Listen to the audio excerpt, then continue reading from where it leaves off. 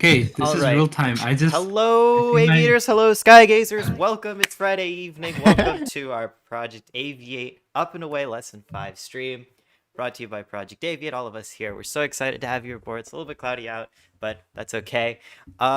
Just before we get into the lesson today, make sure you have your Xplane mobile ready to go. And Calvin, can I have you show what we Yeah. want to happen today? Yeah. So So first thing basically you want to do, what's gonna happen is you can pick any airport to start at today. Because we're going to be going over, as the title says, I guess, the pre-flight part of it. So before flying, how do we ensure that we're ready to go, that we're safe to go? How do we start up an airplane, and how do we just taxi around? So move around our airplane in the airport. And that means we want to start with engines off, and I'll have Calvin talk about how that works. so first thing you want to turn on your device. Oh my God. You see my screen? N- yeah, there we go. Okay. Let's see if I can. There we go. Oh, it's off to the side. There we go. All right. So what you want to do, you want to go to free flight, right? Then what you want to do, you want to click on this little cog wheel thingamajig on the bottom right side, and then you want to make sure this is unchecked. So this should be completely white. Just click save, and then where are we starting? You can pick any airport. I'm at All Seattle right. right now. All right. So if you want to go to where Nikhil is, you type in KSEA. We didn't learn the thing yet, yeah. So just go here, and then you can click Start New Route, and then it'll be on the top left corner. You can see Case SEA Runway 16 left, and then you can click on this plane icon right here to get into the thing, and it'll load everything. All right. And yeah, so that'll take a moment to load. So while you are being happily entertained with the loading screen, let me just talk a little bit more about something I wanted to cover before we get into the lesson. So in our YouTube streams, I've been meaning to say this for, I guess, a couple weeks, but all our YouTube streams have timestamps on them. So if you were to just go to our YouTube channel and pick any of our streams, so let's just say I picked our previous Up and Away lesson. Let's just go there. Just look at that. Whoops. All right. If you look in the stream right here, and you go into show more, there's timestamps. So we have timestamps for every sort of subject that we're covering in the video. In the case of the previous lesson, which was about reading aircraft instruments, we just have a list of different kinds of instruments here. And if you don't want to scroll down there, they're also shown here. You can see the little text. It says primary flight instruments here, or over here it says vacuum instruments, stuff like that. So this just makes it easy for you to navigate our video. We hope this is helpful for you. And these timestamps should be ready by the time we send you our post-stream emails on the weekend, which is Sunday morning. So yeah. And once again, remember, we do have a spreadsheet with all the resources that you need in order to do well at our lessons here. So make sure to access that. And the links to the YouTube stream and slides are also there already. And we're going to be following the slides for the checklist, pre-flight and taxi. That's the subject of today's lesson. So let's just, without any further delay, let's just get right into it. So, as you know, we are covering checklist, kind of. Oh, my face is blocking it. There we go. I just realized the music is pretty loud. Let's reduce music.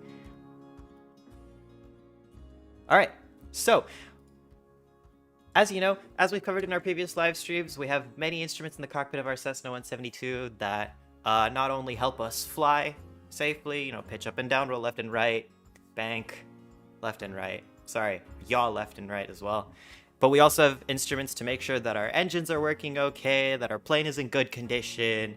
To start the engine, we have that. We have lights and all that stuff, right? So now that we have an idea of almost everything that's inside the cockpit that we need to know before we get in the air, now let's actually start that process. So the next 3 videos, including this one, is going to be that checklist process. So we're going to start from engines off, instruments off, and go in the air and come back to land using the detailed real-world checklist, or at least almost real-world. We'll cover most of the procedures that are in the scope of our Up and Away series. So today's guiding question is, now that we know all these things about our airplane, how do we know that we're safe to fly, right? That's just a simple question, because now that we know to fly, how do we know when it's okay to fly, right? There's a little bit that goes into that, and it's the reason we actually have checklists at all. And checklists are a very aviation-y thing, right? So, wow, this music is pretty energetic. Let me reduce it a little bit. So let's just get right into it. So, how do we determine overall safety, right? When we're flying our airplane? Well, something we should know, something we could know, is who and what is flying, right? That's, as long as those two things are safe, then our whole flight is safe. The who and the what. So, what is the who and what? Who is flying and what is flying? The pilot is flying an airplane. So the pilot's flying and the airplane's flying. So with that, there's one more tangential question to that, and that's just, what are they flying in? So we have a pilot, we have an airplane, and the airplane flies in the sky. I know you were expecting a more dramatic answer than that, but that's basically as simple as it gets. That is the foundation of everything that we're going to be covering in these next couple lessons. The checklist, basically. And today we're going to be covering the first two parts of it. So like this, the pilot and the airplane. So knowing that the pilot is safe to fly and knowing that the airplane is safe to fly. How do we do that? And that's why the first part that we're going to go over is essentially pilot safety. And with that, I'll have Steven take it away. All right there. So before we fly, we have to do a pre-flight. And in aviation, there's a lot of acronyms, but there's two main ones that we use. The first one is called PAVE. People call it the PAVE checklist, but the letters PAVE and PAVE all stand for something different. So on the slides, you can see that P stands for pilot, A stands for aircraft, V is the V in environment, which we'll cover on a future session, and E for external pressures. Before each pilot flies, they should try to go through this flow in their head before they go fly. So for P, pilot, you want to ask yourself another acronym. That's I'm safe, and the letters IMSAFE all stand for a certain word, and it's right under it. It stands for illnesses, medications, stress, alcohol, fatigue, emotion/eating. If you don't pass any one of those, it is a good idea not to fly. You're not prohibited from flying, but you shouldn't fly because flying is a hard task when you're not feeling well. The next letter, A for aircraft, you prepare the cabin, you do the walk around to make sure your plane is in a flying condition. I'm sure you've seen us do a short walk around. We show you the lights, the pitot tubes, the elevators, the flaps, ailerons, make sure they all work in the correct directions and they're all free and correct. You also prepare the inside of the cabin. There's some more. If you guys Google up a Cessna 172 checklist, you'll see a huge list of stuff that you should check inside the cabin. Stuff from making sure that things are working correctly before you fly, because you don't want to have something that's not going to work once you fly. As always, you want to be on the ground rather than being in the air and wanting to be on the ground. E for external pressures. Are you getting pressure to fly someone? You don't want to disappoint someone. Is there a specific time that you need to arrive at your destination? And I can give you one specific example. It's not the best example, but it's a recent example. You guys all know about Kobe's death, flying in the helicopter. Because Kobe is a public figure, a lot of people know him. The pilot did not want to disappoint him, and the pilot did not want to say no to not fly him in those bad conditions. So it is an external pressure, and the pilot still wanted to fly and brought them up, and of course it results in bad accidents like what happened to Kobe. So that is what external pressure means. Yeah, thanks for that extra story. That actually helps add a lot of context to this. And you were talking about a walk around, so let me just reduce the slides really quick and take you outside the plane. When we're talking about a walk around and making sure the plane is all good and everything, let me open the door, by the way. Just open the door. We like to, as Steven said, just walk around the plane, make sure all the surfaces look good. Now there is a checklist to do this. It's a little bit hard to do in a flight simulator because you'd be checking your fuel, you'd be moving each individual control surface around, like your elevators, ailerons, flaps, as Steven mentioned, which we can't really do in Xplane because the plane is not modeled to that much detail. But essentially, walk around is what it means. It's you walk around and check everything works. And similarly, you check inside the cabin that some of your instruments and gauges are working before you actually start the checklist and start up your airplane. Yeah, is there anything To add something to Yep. that, when you guys fly on commercial aircrafts, when you're flying to vacation or somewhere, you may notice someone wearing a bright yellow or green vest walking around an actual aircraft. You might be sitting inside the cabin, you're looking outside the window as a passenger, and you see a pilot walking around.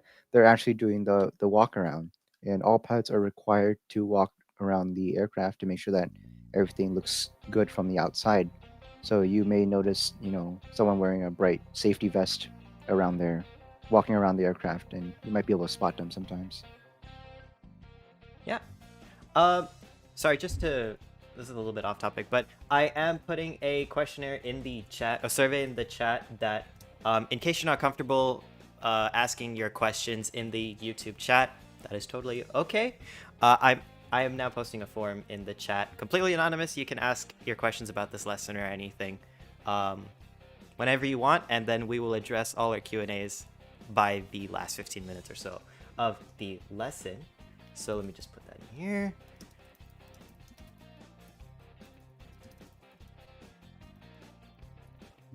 Speaking of the Q&A form, and I'll add it to our spreadsheet, our complete schedule.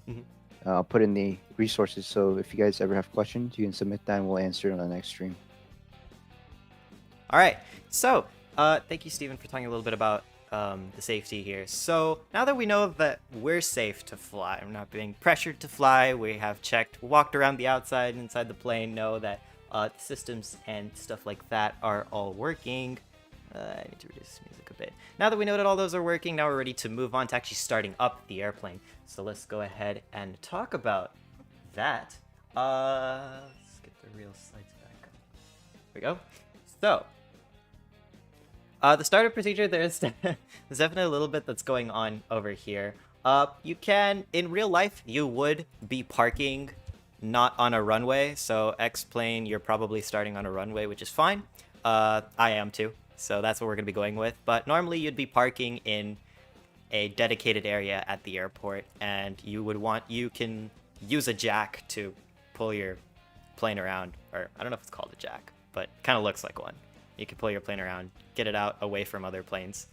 All right, so once we verified the cabin is ready, as Steven was talking about in the pre-flight, first thing you want to do, you can go ahead and click on the yoke and make your yoke disappear. Let's just go ahead and deal with the red button first. The master. Master always first.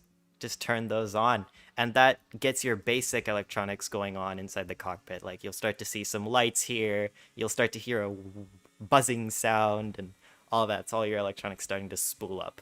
Notice that these displays stay off, and that's okay for now. We're not going to be covering these right now. So don't worry about these displays. Oh, the slides. The red master switches are on the bottom left here. So remember, red buttons are very important. We turn that on. You hear the whizzing of the electronics. You see some lights turn on right here. These displays stay off. Don't worry about those for now. And we're ready to prime the engine. So I'm just going to show you minimized slides. We're ready to prime the engine. So what is priming the engine? Well, as you remember, propeller engines here, like on our Cessna, all airplane engines, we need fuel to run, right? And so logically, to start the engine, it needs fuel, right? It needs to combust something to get it to start. And that's why we need to somehow put a little bit of fuel inside the engine so that we can start it efficiently. And the way to do that, if you notice, there's a nice button right here next to the master switch called fuel pump. You can actually go ahead and turn that on. So turn that on, and you'll hear another weird buzzing noise start to happen. Very weird noises. But now the next big thing you want to do, to actually put fuel in the engine. So remember in our previous stream, we covered how this A mixture control controls how much fuel is being injected in the engine. So when we push it in all the way, we're now injecting fuel into the engine. We're going to go ahead and do that for a couple seconds and then pull it immediately back out. So now there's a little bit of fuel in our engine, and we're ready to start it up. And since we're ready to do that, you can actually turn off the fuel pump, just like that. Okay, now that we've primed the engine, so this is called priming the engine. Normally you'd have your door open at this point, and there would normally be people and other airplanes around, so you need to make sure that you're telling them to start the engine, because you're about to tell them that you're starting the engine, because the last thing you want is someone standing right in front of your propeller when you're starting it. Please do not ever get yourself in that situation. And the way to not get yourself in this situation is to yell out the window, "Clear prop!" as voice cracky and loud as you possibly can, so that people know you're starting the engine. Now remember, got our keys. All right, so this is a little bit of a process. So it's a little hard to do in Xplane Mobile, and I'll have Calvin show you how to do it in Xplane Mobile. There's a little bit of gymnastics, finger gymnastics you'll have to do here. But basically, these fire the magnetos, or the spark plugs inside the engines. That's what our key does. So it starts to ignite the fuel that we just put in the engine and help the engine start. And once the propeller starts spinning, you'll hear it to kind of choke as it starts spinning. Then, once you hear that, you want to inject all the fuel in. Sorry about that. You want to inject all the fuel in, so we'll go mixture full rich. So let me show you the process. I'm going to turn the key to start. The engine will start to choke. And then I go mixture full rich, just like that. So that we're injecting all the fuel we need into the engine. Now, Calvin, can I have you demonstrate that in Xplane Mobile, just so I can show you how to do it? It's a little bit hard because Xplane Mobile's views are a little weird, but yeah.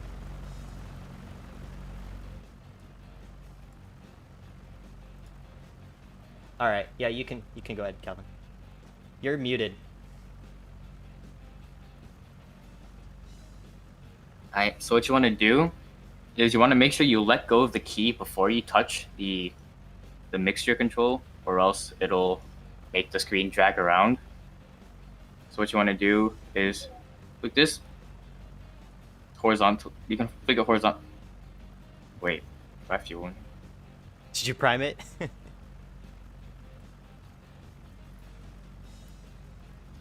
Did you prime the engine? You mean like turn on the fuel pump and then Yeah. the mixture for 3 seconds? Yeah, I just did that. Okay. Hey Calvin, There we go. have you? Have you set your throttle in a 1/4 inch? Oh, 1/4 inch. Whoops. No, I did not. Yeah. So the air, because right now there's no air really coming in. There you go. Do you want me to redo it? No, it's fine. It's Okay. fine. You've got it going. Yeah, just make sure to release the key. I don't know why the controls are so finicky, but you have to hold it for a little bit. It'll start spinning, and then once it starts spinning, then push in the red knob. Read the chat. Okay. All right. Thank you, Calvin. So, now that we've primed the engine, we're ready to take care of the rest of what's going on. So let me get rid of that. Let's show the rest of the checklist here. I hope the plane's not too loud. Oh, no, I'll fix it, Calvin. I'm sorry. No, I was just telling Calvin I'll fix it. Okay. All right. So for the rest of this checklist, now that we've primed the engine, next thing I'm going to do is make sure that the engine is stable, so the engine is running and we're good to go. And notice that when you started the engine, these instruments popped up. So notice our artificial horizon was slightly tilted, and the moment we started up, it untilted itself. And if you remember, these are powered by our vacuum pumps, if you remember from the last lesson, and the vacuum pumps are powered by the engine. So it's natural that once the engine starts, these instruments start to come alive. So the artificial horizon and heading indicator. Close the door. You should probably do that before starting the engine. I just realized it was open, but make sure you close your door. But Well, not necessarily. A lot of times pilots will taxi onto the runway with their doors open.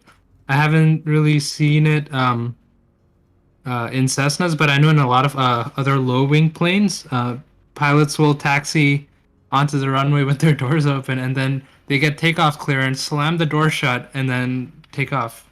So yeah, the doors you can leave them open for a little while. Yeah, if you like the smell of fuel, sure. Why not just leave them open? Anyway, let's get the rest to check what's going. So there's actually not much else left here. We just have to turn on the other set of electrical switches, which are called in aviation the avionics, aviation electronics. That's kind of how I like to remember it. Avionics. Can flip both of those on, and you see these displays come alive. We're not going to be using these displays for now, but they'll come on. So that's good. Great. Now we started up the engine. Really that simple. Just as a review, all we did was prime the engine, so we turned on the fuel pump and gave it just a little bit of fuel, and then pulled it back out, turned off the fuel pump, and then hit our key, just like how you start your car engine with a key, went to start, and then leaned the mixture... I'm sorry. We put mixture full rich. So that means we've injected fuel into the engine. And then we turn on avionics. So now that we've started the engine, we're ready to move on to what do we do after starting up the engine? What do we do after starting up? Obviously, we have to get somewhere, right? We can't just sit here with our airplane and go nowhere. We have to go somewhere, right? And for that, I'll have you, Raj, take it away. Hello, everyone. So, taxiing. Now, taxiing it's pretty fun. I won't lie to you. Every time I've gone flying, I've really enjoyed the taxi because there's a vibe to it. What can I say? But yeah, so before we start taxiing, there's just a few things you need to keep in mind. You need to have your instruments set. So say if you're flying a traffic pattern or something, which we will cover in a future episode, you do not need to worry about that right now. You might have to set your heading bug to the right spot. You have to get your you might have to get your flaps configured if you're using those or whatnot. And then most importantly, you need to look at your charts and determine the radio frequency for the air traffic control centers that you're going to need to talk to as you climb out of your airport. So if you're just circling your airport, you just need to be able to talk to your control tower.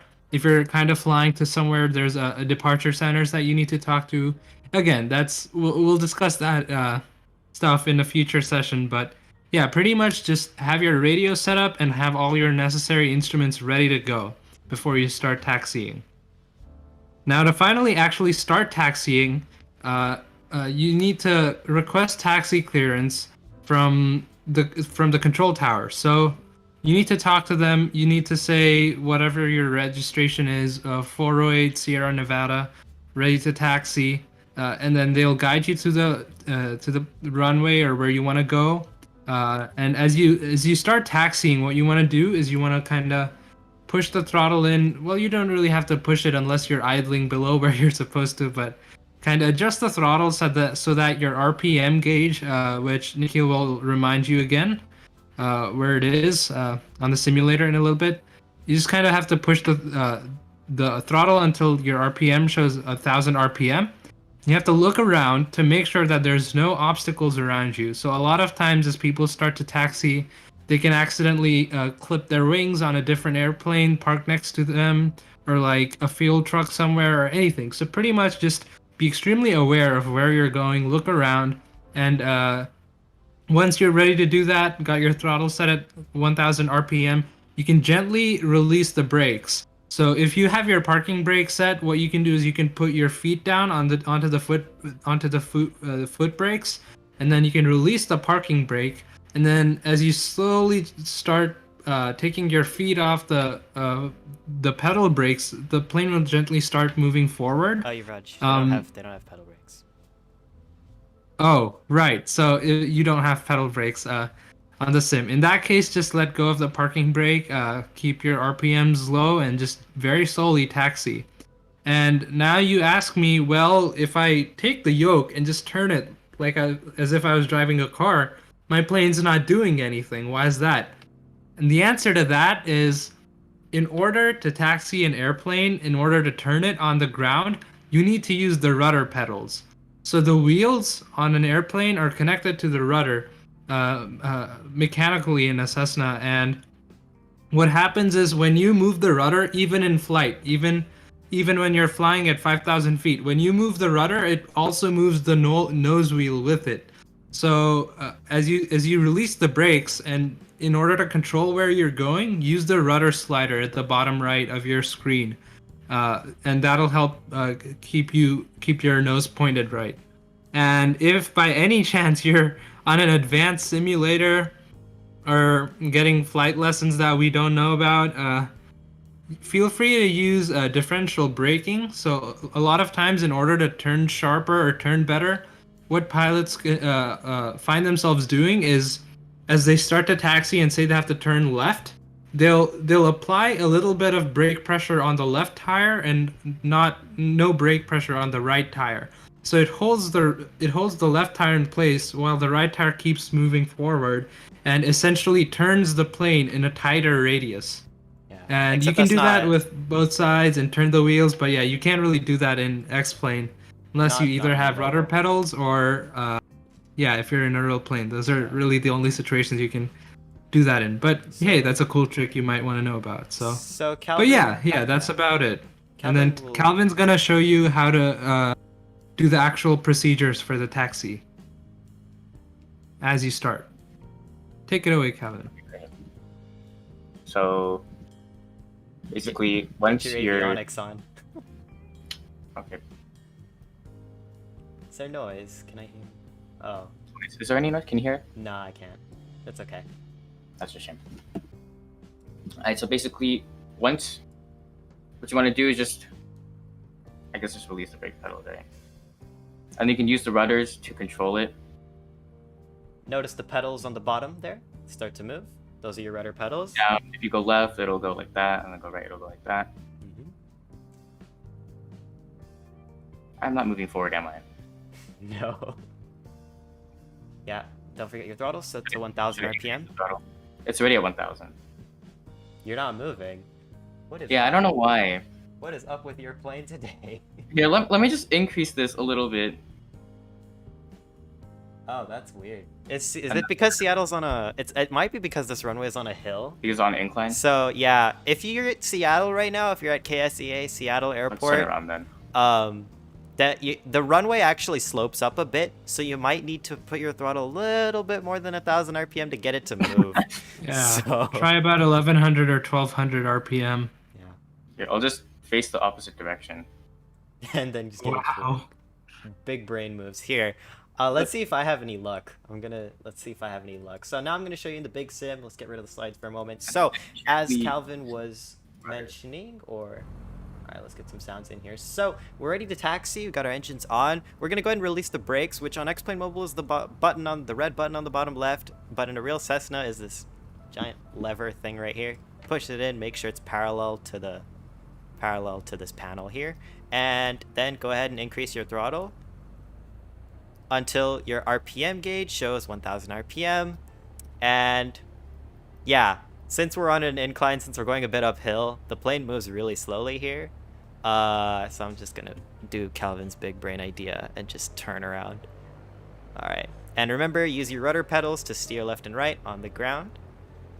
And okay, let me just go off the runway here so that we can get a normal taxi going. So I'm just gonna taxi around. Just practice moving your plane around the airport. Just pick any taxiway, follow the thick yellow lines, and go everywhere you want. Since it doesn't matter what airport you're at, go ahead and explore the airport you're at. Go find all the planes, the static planes that are sitting there. Go find all the buildings that are there.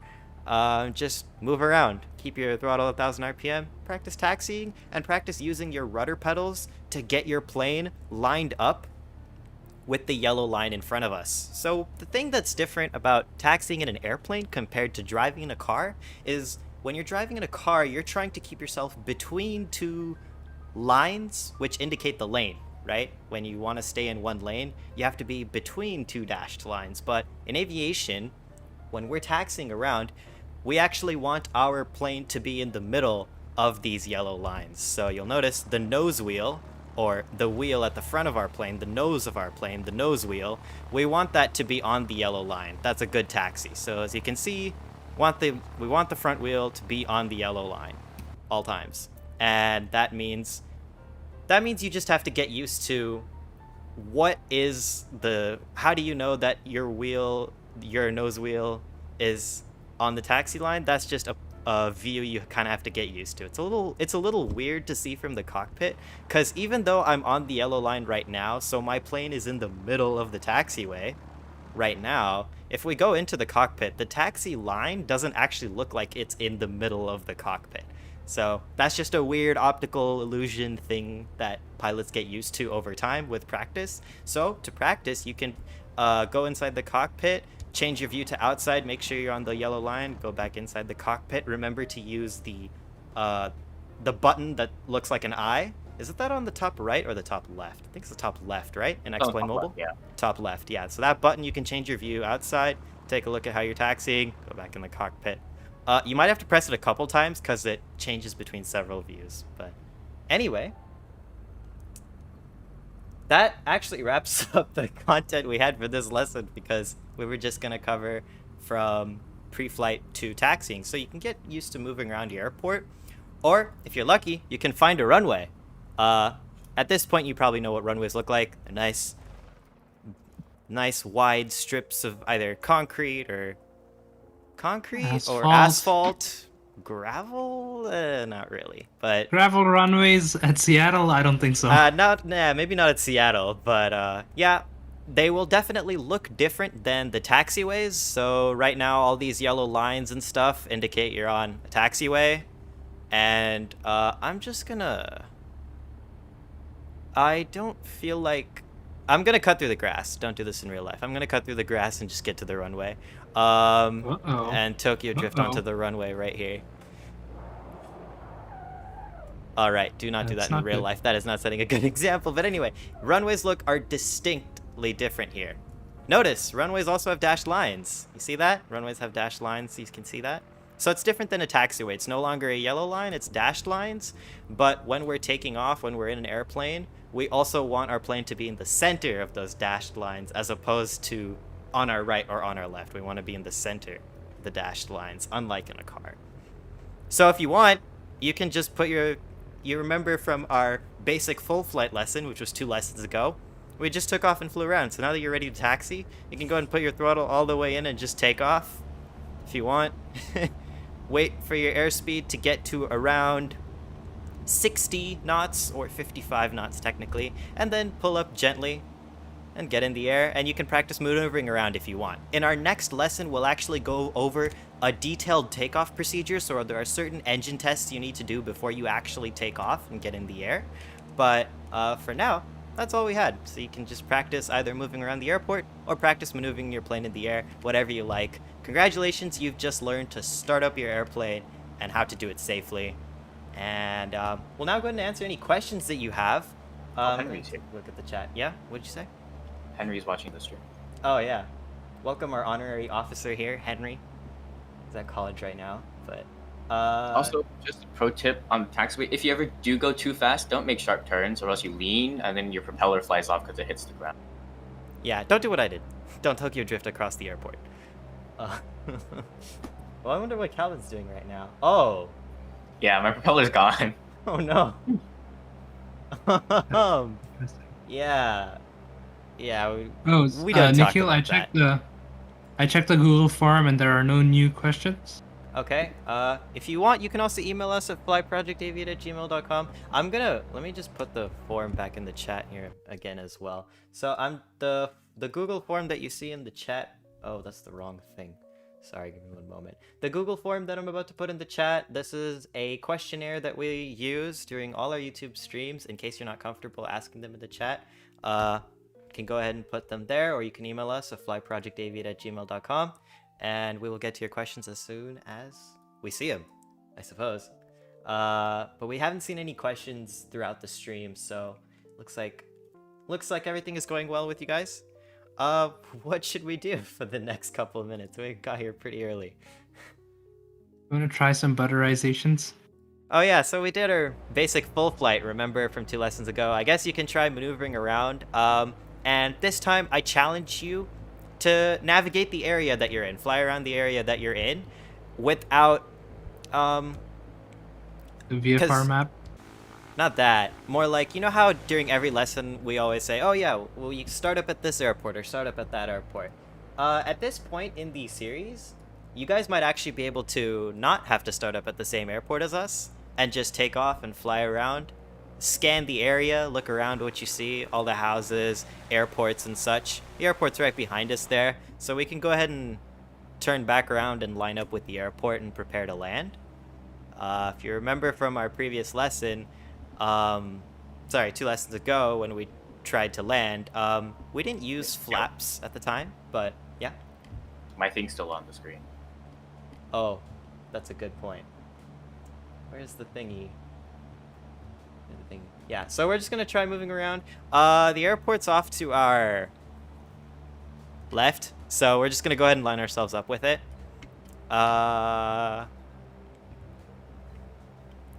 So you can practice maneuvering your plane around and scanning the area.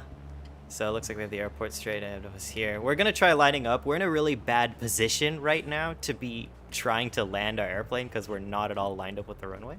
But all you gotta get used to, remember 2 lessons ago, watching your...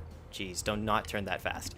Make sure to practice watching your flight instruments, so your airspeed, attitude, vertical speed, and altitude. Those are your key ones that you want to pay attention to when you're flying around and looking outside, as well as your throttle, because your throttle controls how much power is going into the engine, and if you want to slow down, you need to take out some throttle. If you want to speed up, you need to push in some throttle. So once you learn to manage all that, you can start to line up with runways like this. And 2 lessons from now, we'll actually show you how to properly line up with a runway once we do a full-on flight. So after our takeoff procedures next week, we'll be able to talk about landing and such. So there you go. Let's just get onto the runway. And remember, we pull our nose up slightly to get the plane to touch smoothly on the ground. There we go. Yo, I got 0 feet per minute on my touchdown. Whoa. That is... We're gonna have to watch that from the outside. I wonder if we can. On center line. Oh, that... Well, localizer. I did just... I actually bounced this one. So, right, Oh. you see me flare right now, remember? Just before the wheels grease the ground. And then I bounced a little, but that's okay. We don't talk about that. And that's it. Okay. Can actually... If there are no other questions... not that I... Oh, there is one. I just realized. A few lessons ago, you said that you used a joystick on Xplane. So can you say how you hooked up the joystick? Oh. That's That's easy, it. actually. Yeah. You plug it into the back, and then there's Yeah. a menu in Xplane. You go to settings, and then joysticks and equipment under that, and it's very easy. You'll figure it out as soon as you get it. That's if you have the desktop version of Xplane, so the thing that I'm using. Yeah, it's on the not desktop, it's that's not a right. thing in Xplane Mobile. Joysticks and yokes like I'm using right now. I can actually probably... Do you think you Yokes could right point now. your camera down and show the people your yoke, Nikhil? Yeah, it's like this. It's basically shaped the exact same as a Cessna yoke, and it just plugs in via USB to my computer. So pretty simple. And yeah, you'll figure it out. That's not really something you need to be worried about right now. Yeah. If you're looking into desktop flight simulators, that is. All right. That was the only other question. Do you guys have any other maybe frequently asked questions that could come up based on what we just taught? So I'm trying to think. I guess if you want a little bit more of a sneak peek into our next lesson, there are lights we usually turn on. So remember our lights panel? Our plane has a bunch of lights. When we take off, you kind of want your... Actually, when you start your engine, you want your beacon lights on. So your beacon lights actually tell you, tell everyone outside the airplane that you're about to start your engine or that your engine is on. And your beacon lights are these nice red spinning lights. The back of the plane here. Every airplane has Does every airplane have beacon lights? I'm pretty sure, because... And they're always red on top of the airplane, and they rotate around like this, or they flash. So you want that before you start your engine. And if you're gonna take off, you usually turn on your navigation lights and your landing lights. That's if you want a little extra. We're going to go over this in our next lesson, the detailed takeoff procedures as well. But since we came up really early, and looks like there are no more questions in the chat. Let's check email. Any questions by email? No, that's it. We can just wrap up the lesson right here. Do you guys have any other additional comments? All good. All good? All right. Thank you All guys good. so much for joining us on our stream this Friday. We hope you have an absolutely wonderful, wonderful weekend. Let's hope the skies clear up a little bit. It's a little bit cloudy. Make sure to, we'd be really grateful if you could touch down on that subscribe and like buttons. It really helps support our channel, helps us grow, and it's free. You don't have to do anything. It takes half a second. It's completely free, and we don't even know that you did it, I think. So it's just natural courtesy. All right, take care, everyone. Have a great weekend. Goodbye. Have a good one, guys. Enjoy your